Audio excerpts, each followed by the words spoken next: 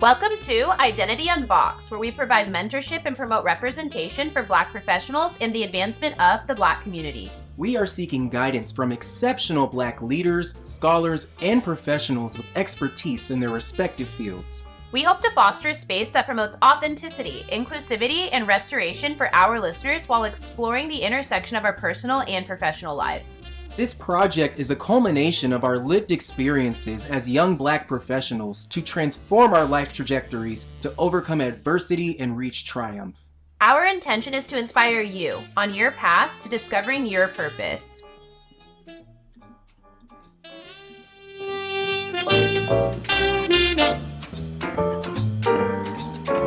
Just kind of switching gears back into, the legal field and your experience there.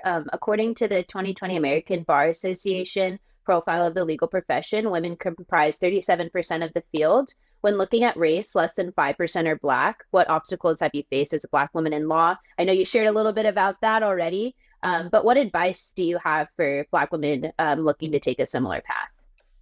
This is going to probably not be the answer that you were looking for, but as I mentioned, I went to law school with the intention of doing policy work and social justice kind of organizing, not actually practicing law. So I actually have never been a licensed practicing attorney. So I think it's important to say that. And I think it is very, very important for young folks before going to law school to be really, really clear about why they're going. Now, I still am very glad that I went. However, the reality is, because I don't practice law, never intended to practice law, I maybe didn't need to take on $200,000 worth of law school debt, right?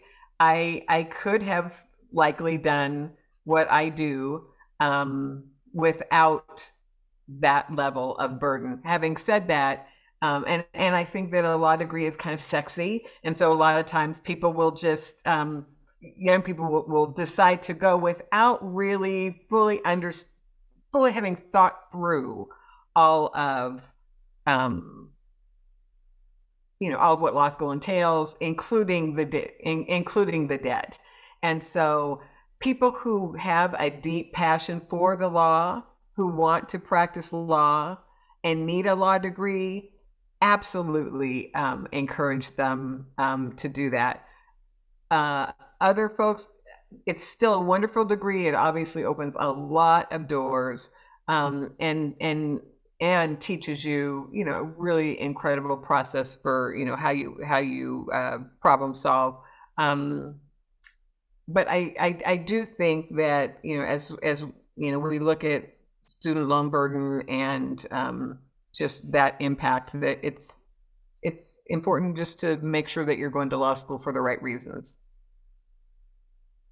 Thank you for being candid and vocalizing that, because it honestly reminds me a lot of my situation. I remember when I was wrapping up undergrad and I was like, I just feel like this isn't it. I was getting my bachelor's, but I was like, I want to do something more beyond this. And I had always had this idea of, I'm going to go to law school. I'm going to go to law school.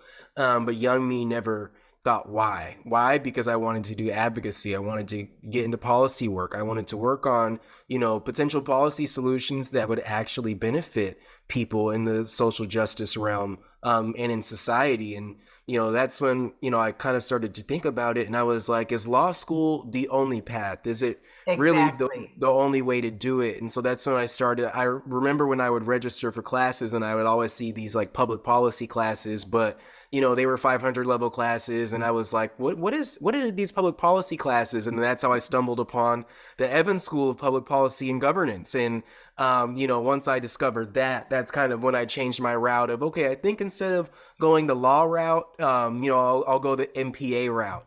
And so thank you for that advice, because I feel like so many people go for the law degree because it sounds sexy, like you said, and not because of what they actually want to do within their career trajectory, not looking into those other options of how to get there in the social justice and social policy realm.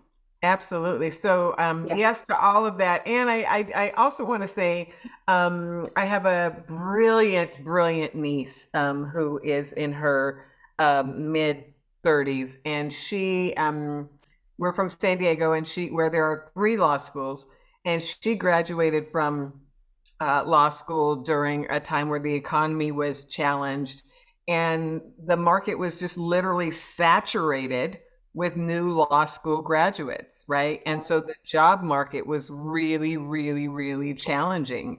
And again, I think oftentimes, you know, we just don't put enough thought into, as you said, that what is your real end goal and what are the multitude of possibilities of how you might get there. So I'm really excited that you did that for yourself and found, the Evans School. And I've had an opportunity to observe some of your work. It's so clear that you're very talented and very passionate about the things that you care about, and really excited that you found your pathway forward in that way. Thank you so much, Regina. I really appreciate it. And it's stories like yours, on this podcast that'll get people to think, is law, for me? And so, what you're saying and the advice you're giving, I wish younger me would have heard that a little sooner. And so thank you for lending us your voice as well. And I would love to hear more about your experience.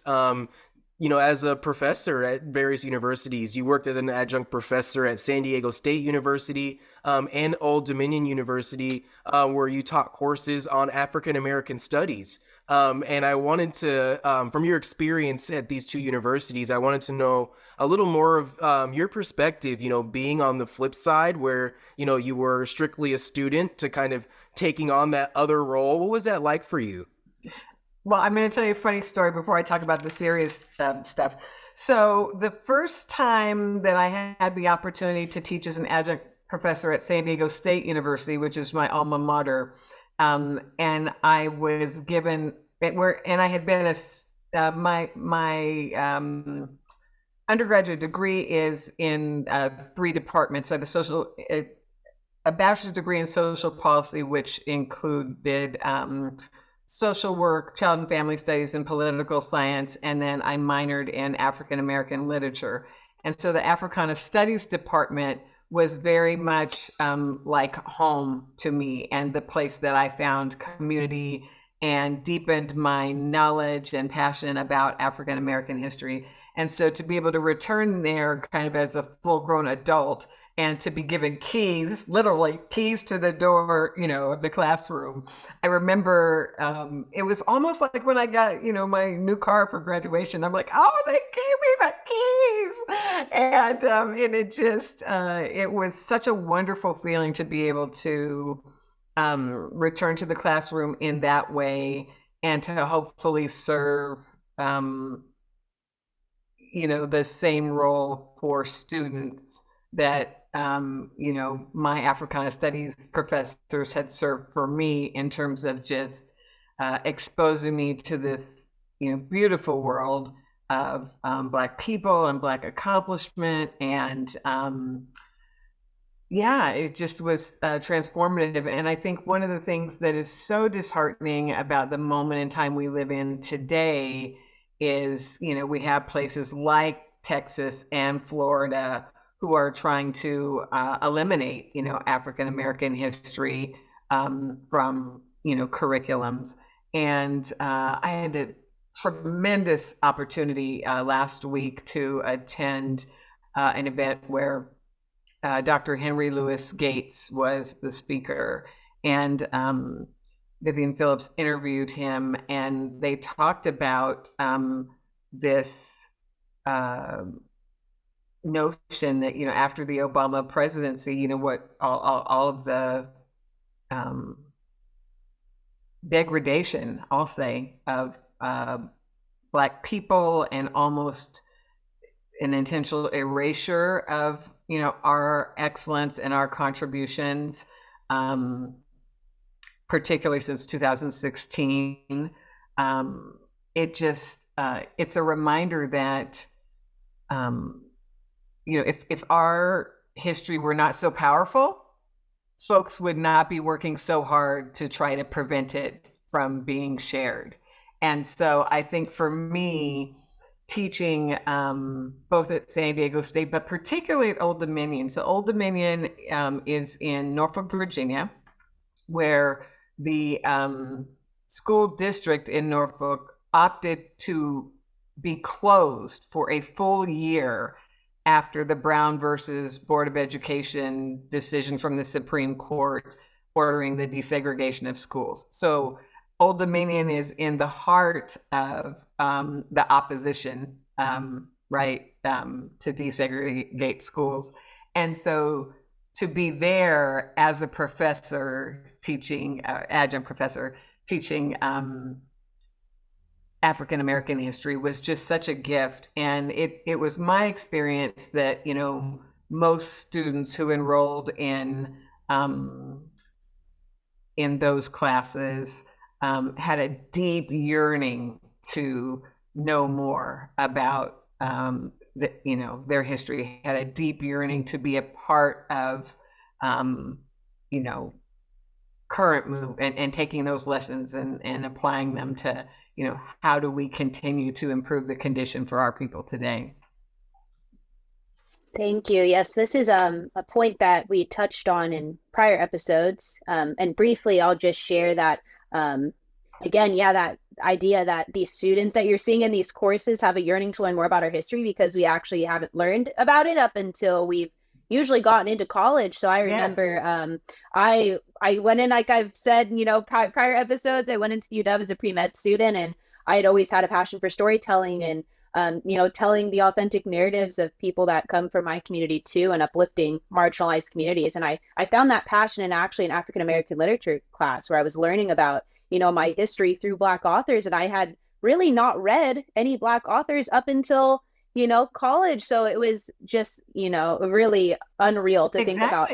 I'd only read one. I think I'd read Invisible Man. That was the first book I had read by a Black author. It was my senior year of high school. It's one of my favorite books. I read it 4 or 5 times. Ralph Ellison, amazing, writer. And I remember that feeling of feeling so liberated in learning about my history. And I really had that passion to continue that. And also that kind of spawned this project too. So it's just important. Oh, go ahead. I'm sorry to interrupt. I'm sorry to interrupt you. I was going to say, and I think you will find that if you poll most people, that is their experience. There are very few people, unless you're taking an AP African American history class in high school, most people don't have the opportunity to really learn African American history and the richness and depth of our community and our authors and our creatives until college. And so but I'm grateful that those spaces exist on campuses, because they really are the place that kind of bring many of us alive. Yeah, definitely. Yeah, and it was I was just going to say shortly that it was critical to the formation of my identity and really getting in touch with my Blackness. I was raised predominantly by my white family, so I really had never explored my Black culture. So to be able to do that was really just amazing, to be able to have that connection. Wonderful. Yeah. No, absolutely. I think so many of us, we did a episode with Dr. Karen Johnson, and I was reminiscing with her about when I first met her in Tumwater High School when she was doing some of her consulting work, and she was the first person to show me the Black National Anthem, and I was like, wait, there's a Black National Anthem? How come I've never heard of this? Right? Like, what's going on here? And so it's like there's so much richness, like you said, in our history that students are yearning for. I remember at Tumwater High School, and I had asked my principal, how come we don't have any African American history classes? And he just said, oh yeah, we don't have the funding. We can't get the funding from the district, or something along those lines. And that's often the case, where we want to learn more about our culture, our history, so that we can form our own identity outside of what's pushed on us in this society. And what we see in traditional education is that we were the slaves, and Honest Abe came and freed us, yay. And then we had a little trouble and Martin Luther King came along and he turned the other cheek and all is well. Now we had Obama and yay, racism over. And that's just kind of and that is most certainly the narrative in most places, right? Yes. When I attended this event last week where Dr. Gates was speaking, he talked about the experience of growing up, and he's in his 80s. I'm in my 50s, and but he talked about the experience of cringing when you get to the part of the year where you were in history, where in your social studies class where they were going to be touching on slavery, and what it felt like as a Black person to be in a classroom when they did that. And I can remember being in the 4th, 5th, 6th grade and looking at the book and like trying to guesstimate in my mind, oh, we're probably going to get to that on Monday, Tuesday, Wednesday next week, and I would just feign sickness to stay home and not have to be physically in the classroom with being the one Black person when they were talking about slavery, and everybody was looking at me like my people were savages, when in fact it was quite the opposite, right? Yeah. No, absolutely. Gosh, I feel like that's such a common experience where it's like, a discussion of race comes up in class or we're talking about slavery, and then you just get the looks from the kids around like, oh, what do they think? What are they going to say? And it's a lot of times we're like, we don't want to say nothing, honestly, because we know, we know, We're the truth, tired. we know what it is. Yeah. And at this point, y'all need to catch up and learn what you did and what you continue to do. And so they always like look to us like, ooh, and it's like, a lot of times we're like, when we're the only Black kid in the class, we're like, we're just gonna sit this one out, because we're sick of explaining ourselves. Like, and that was kind of what birthed this podcast, is those kinds of situations, right? Where we would be in a room, full of white people, and these topics would come up, and you feel incredibly uncomfortable and uneasy, right? And so like this was our the genesis and like the idea of this project, what birthed it was we want to create a space where we can talk about these things, but we can keep it real, right? Because oftentimes we'll be in those spaces, and if we say something real, then there's always those kids or people that are waiting for the pushback or waiting to say something and police our experience, Absolutely. Yeah. Or shed tears because you've hurt feelings by telling the truth. So right. Again, really, really appreciate. Now, I will say, I appreciate when people want to learn, and I agree that it is not the burden should not be on the 1 or 2 Black people in the room to educate everybody about history and or how they should behave differently in the present. So one of the things that I love about the surge in focus on diversity, equity, and inclusion is the number of resources that are just exist out and about in the world. So anybody who has a genuine interest in wanting to know more, do better, Google is their friend. And there are so many rich resources available for folks today that didn't always exist. Yes, definitely. I think it's a lifelong journey too for people to understand, to further anti-racism efforts. You're always going to be learning continuously. So those resources are available, and us as Black people, we don't want to be the experts on race, Yes, like we are resources, and I do want to help educate people on these topics, but then again, like I don't want to take on that burden and have the responsibility. I think just letting people know that there's resources out there. So definitely. And we're not the only resource. Yeah. Absolutely. Right. We're a resource, but we're not the only resource. There's some work that you can do, on your own time too, to kind of figure some things out, dig a little deeper into what you were taught in school. Absolutely.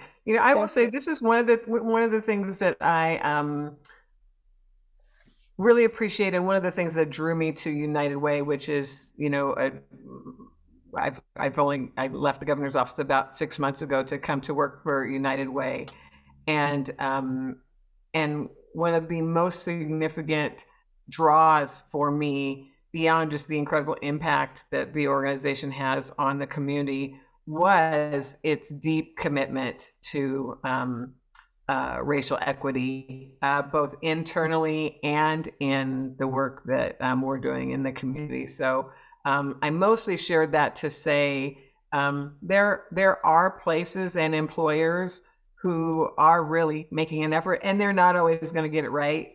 But I really respect those that are trying, as opposed to those organizations, corporations, be they nonprofits or, corporate or government for that matter, who put out big statements and, wrote, one-time checks right after the murder of George Floyd, and, made, again, corporate statements about caring about Black Lives Matters, and then now have gone back to business as usual. So, really appreciate the organizations that have evolved and have refocused their work to really focus on BIPOC communities, who oftentimes are the communities closest to the greatest need and injustice. So, yeah.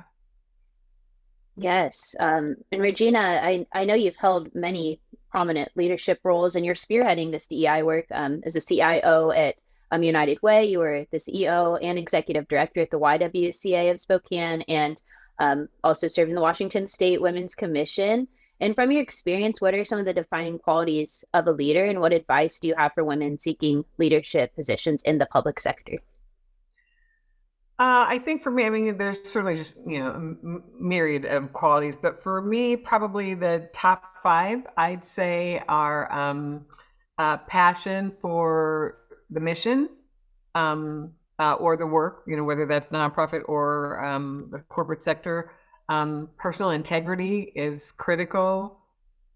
Empathy for those that you serve and those that you work with, those that work for you. And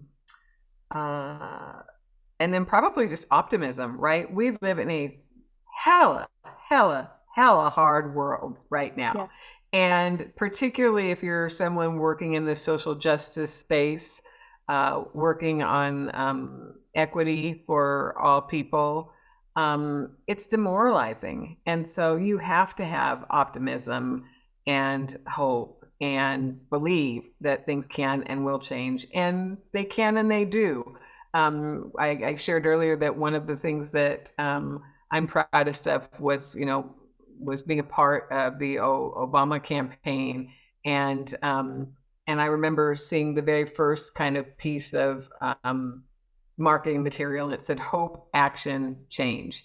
And, there are times when that campaign is kind of teased for, being all about hope. But hope is a very real and critical thing. And I think that as a leader, you have to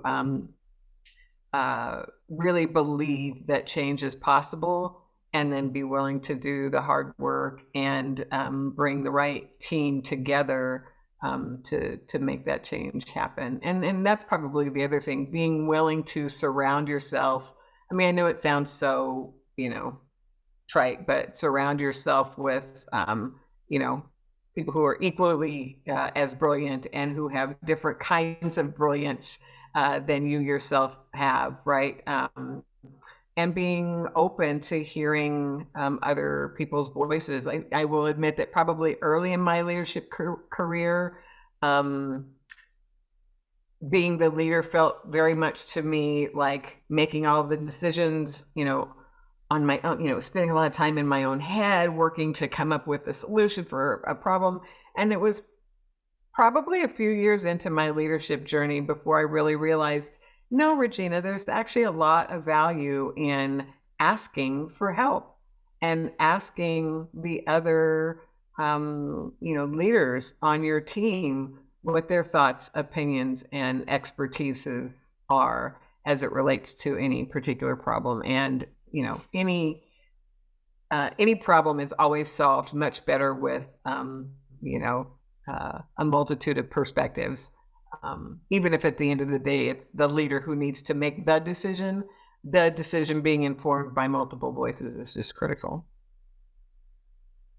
Absolutely. Thank you so much for that. And I think those are great leadership qualities that you mentioned, because oftentimes people take the leadership roles and kind of engulf their egos in that leadership role. When in public service, I feel like there's a shift that's kind of being made where, of course, so many people have come into public service with this mindset, but it seems like for a long time in public service, a lot of leaders, kind of lose that grip with the public service aspect of, you're not serving yourself and your image, you're serving the public. You're furthering a mission to do good for others, right? And I think once, people collectively start to let go of that individualism in the work and say, okay, we are a team. Like we have different roles in this game, but how we get there, it's, each piece of the puzzle fits to get where we get. And, whether you're a CEO or a coordinator, your role is important in furthering our mission and what we do in our communities. And so really breaking down those barriers and getting back to what public service is all about.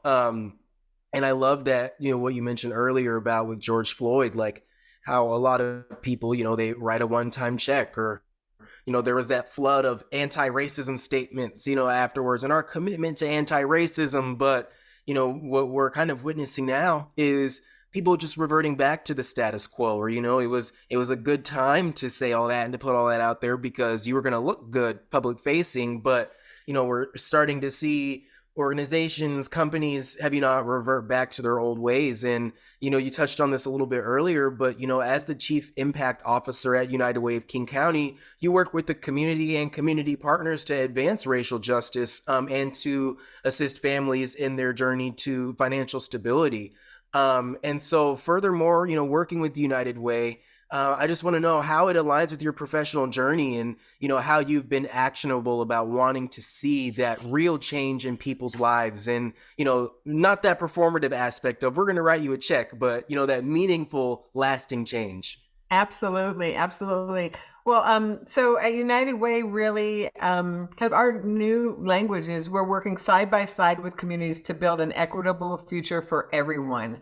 And again, United Way plays a unique role in that it is a philanthropic organization that helps fund about 150 community-based organizations who are providing services around keeping folks housed, helping students graduate, and helping families find financial stability through both direct programs that we offer, but probably more importantly through those 150-ish community-based organizations that we fund. And one of the things that we have that this United Way is doing that I'm really proud to be associated with is it really has flipped the lens through which funding takes place. So historically, BIPOC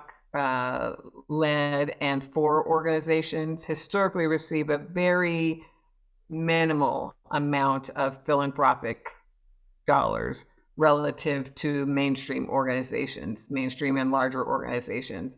And the same was true of this United Way, 5-6 years ago. But today, 58% of our, we just did this calculation a week ago, 58% of our funding goes to support BIPOC-led and for organizations.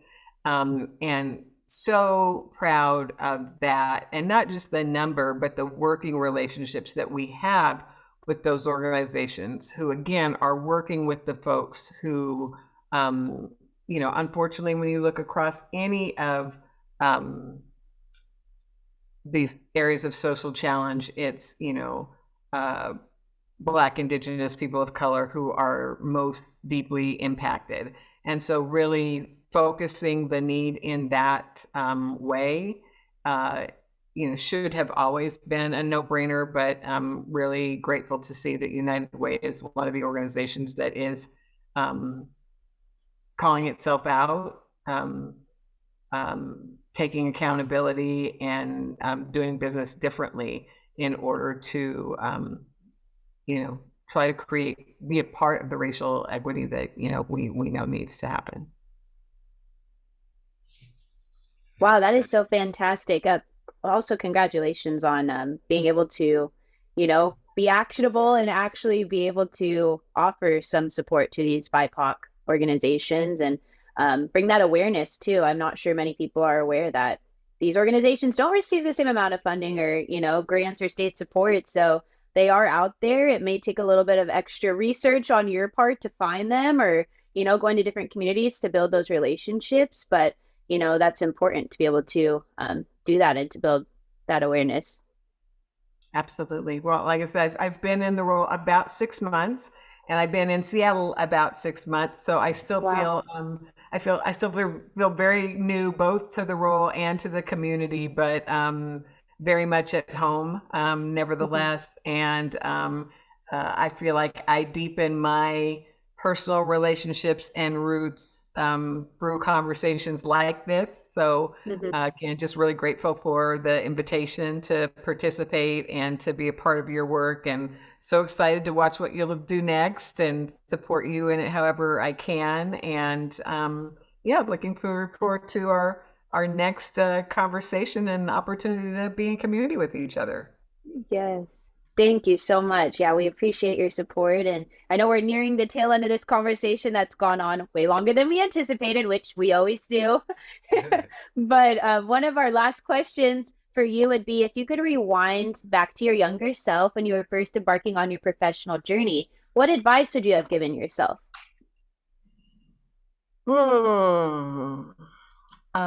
I think I might have mentioned this earlier, but I think that just believing in yourself and your vision for your life, even if other folks don't see it, right? And, you are really the only person who knows what lights your soul up. You are really the only person who fully knows your talents. I mean, the truth of the matter is oftentimes we have mentors who see talents in us before we see them in ourselves. So what a gift those folks are, right? To help shine a light on those talents or help nurture or grow them. But almost always we have some kernel of knowledge of self and our vision and for ourselves. And it's just so important to not allow external voices to, kind of diminish or dampen, the vision that we have for our own lives. Absolutely. It's all about self-belief. You're, like you said, you're the only one that knows your vision. And, sometimes we got to take those risks on ourselves. Some people might not see the vision that we see. They might think we're delusional on what we're doing, but hey, you got to have that belief in yourself, because ultimately, your journey, your spirit is guiding you on, what you need to do and where you need to go. And it's all about trusting the process. And our final question for you is, what does Blackness mean to you? Blackness, we always ask this question because it means, it means so many different things to so many, to so many of us. And so how has Blackness defined your journey, and what does Blackness mean to you? Oh my gosh, that is such a beautiful, beautiful question. And for me, it's really simple. To me, Blackness is community, it's joy, and it's excellence. It's amazing. Thank you. Yes, we appreciate it so much, Regina. And all of your insight has just been so valuable. I'm so excited for everyone to listen in to this episode. It's just been really special to share this space with you. So we're just so grateful to be able to talk with you today. Very special for me as well. And I look forward to our next opportunity to connect. Thanks again for inviting me. Yes. Thank you, Regina, so much. We appreciate you. You as well. Have a great day. Yes. You all too. Right, you as well. Bye. Bye-bye. We are so grateful for your support, and thank you for listening to Identity Unboxed. Authenticity is your guide to cast an impact on the world that you will be proud of. Signing off with pride, Tiana and Brad. Thank you so much.